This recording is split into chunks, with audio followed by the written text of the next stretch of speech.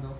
Como se puede apreciar en esta imagen, el consumir omega 3 de manera triglicérido resterificado condiciona una biodisponibilidad del 125%, a diferencia de consumir omega 3 en forma de éster etilo, que condiciona una biodisponibilidad de hasta 70%.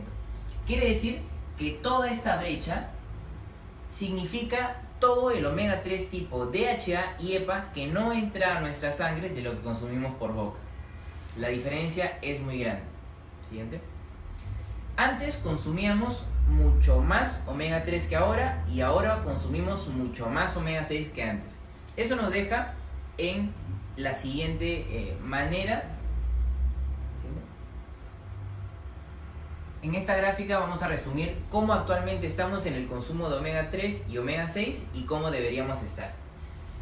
Consumimos 20 veces más omega 6 que de omega 3 y deberíamos consumir el doble de omega 3 que de omega 6.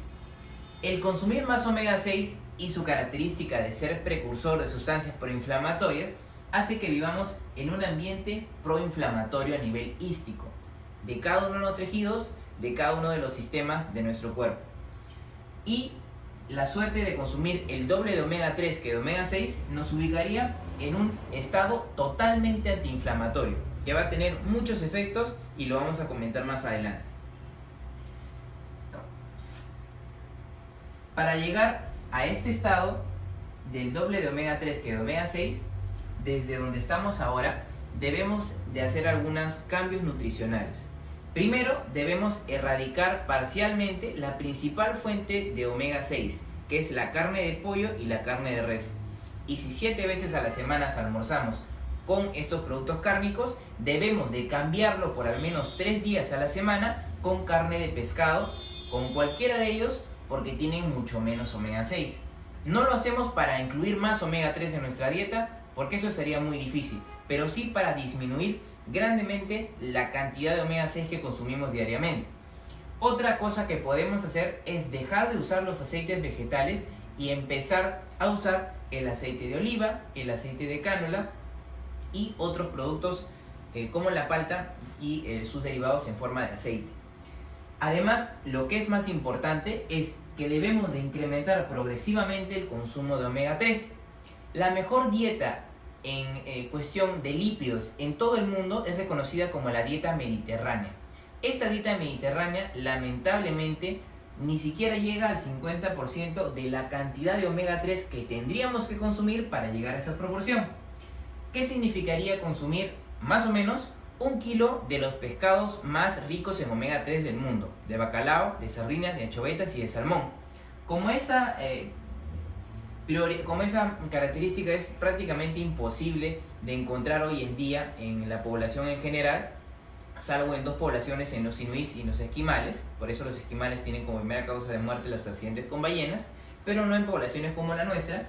Hace 20 años se dedicaron a producir distintas empresas debido a esta necesidad del ser humano por consumir cada vez más omega 3 en pequeño volumen, y se dedicaron a manufacturar distintos productos que nos iban a proveer la cantidad suficiente de omega 3, pero en un volumen más pequeño, asequible al hábito nutricional de cualquier persona. La primera y la más importante y la mejor hasta el día de hoy es Nordic Naturals.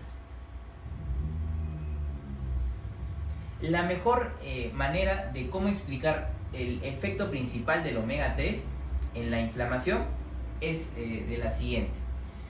Todas las células tienen en su membrana celular 85% de lípidos. El 85% de cada membrana celular, de cada célula, está formado por grasa. Esa grasa se llama fosfolípido, ¿sí? Ahora, existen distintos productos, fármacos, suplementos nutricionales que van a tener un órgano diana. Por ejemplo, el omeprazol va a ir a las células parietales del estómago y la gabapentina a los axones nerviosos del sistema nervioso periférico. ¿A dónde va el omega 3 preferentemente? El omega 3 tiene como órgano diana a toda nuestra economía corporal, porque toda nuestra economía corporal tiene membrana celular. Ese es su destino final. Preferentemente al tejido adiposo, al tejido cerebral del sistema nervioso central, a la placenta, al ojo y al endotelio. Entonces, frente a cualquier estímulo inflamatorio, nuestro cuerpo va a reaccionar casi siempre de la misma manera, independientemente de qué tejido estemos hablando. Siguiente. Esta va a ser una representación de todos los fosfolípidos que van a rodear a la membrana, que van a constituir, recordemos, el 85% de su estructura. Siguiente. Vistos más de fondo, el fosfolípido tiene esta estructura molecular. En la posición 2, porque son 2 los ácidos grasos que tiene cada fosfolípido, vamos a encontrar un ácido graso que tiene la bondad de ser omega 6 u omega 3 dependiendo de la dieta. Obviamente mucho más omega 6 tenemos que de omega 3 por nuestro tipo de dieta. En la posición 1 hay un ácido graso saturado, no es importante mencionarlo. ¿Por qué menciono tan a fondo de qué consiste el fosfolípido de membrana? Porque cualquiera sea el estímulo inflamatorio, sea un politraumatizado, sea una infección bacteriana, sea un paciente depresivo, sea un paciente obeso, o sea un paciente que tiene neoplasia, que tiene algún tipo de cáncer y está hipercatabólico, siempre vamos a reaccionar de la misma manera, como he comentado. Y esa manera empieza extrayendo este ácido graso en posición 2 con la ayuda de una enzima que se denomina fosfolipasa A2, a donde atacan los corticoides.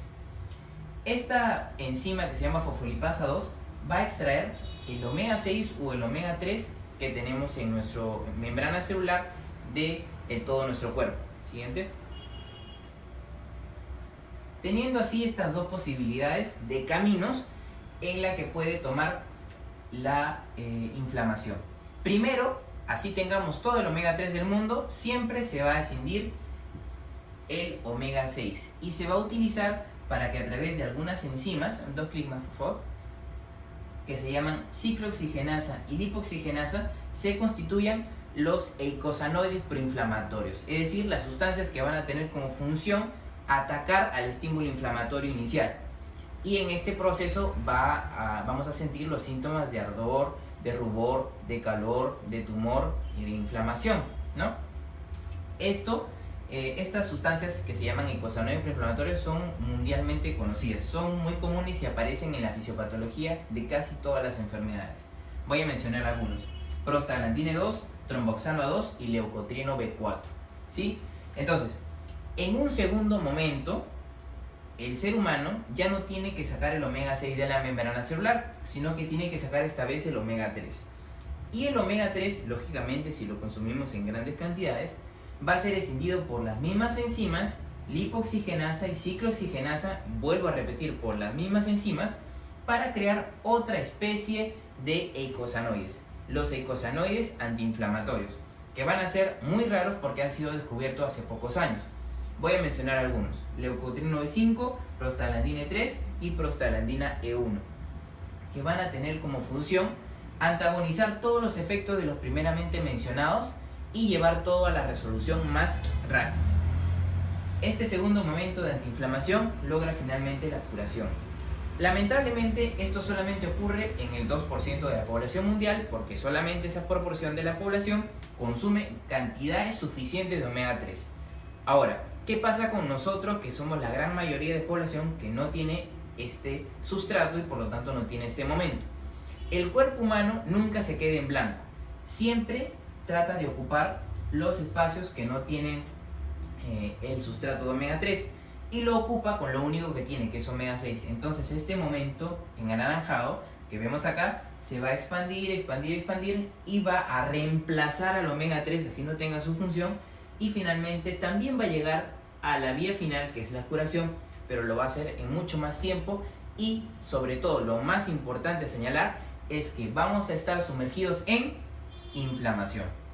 Entonces esta inflamación es la que queremos evitar. Siguiente.